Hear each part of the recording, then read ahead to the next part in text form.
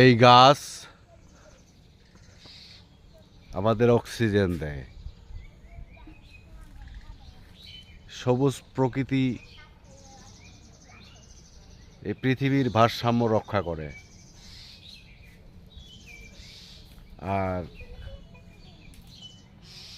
এই যে দেখেন ছোট্ট পুষ্কুনি, আসলে এই পুষ্কুনিগুলোতে মাছ থাকার কথা, মাছ থাকবে।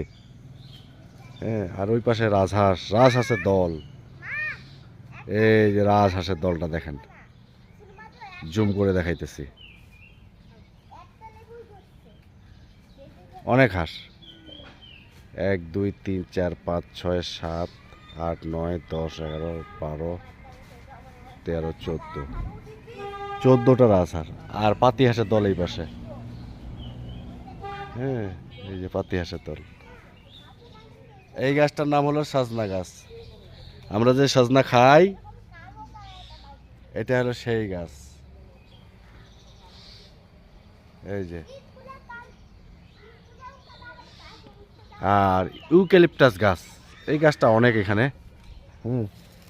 এটা হলো মেহগনি গাছ। এই যে মেহগনি গাছ। হ্যাঁ আব্বু, এটাই মেহগনি গাছ। এই যে দেখো, এই যে মেহগনি গাছগুলো কেমন সবুজ, আর ইউক্যালিপটাস গাছগুলো কিন্তু অত বেশি সবুজ না। এই যে ওগুলো একবারে। তারপরে এখানে একটা দেখো, আমাদের সীমান্তে একটা হয়ে গেছে, বট গাছ, বটবৃক্ষ। বটবৃক্ষ।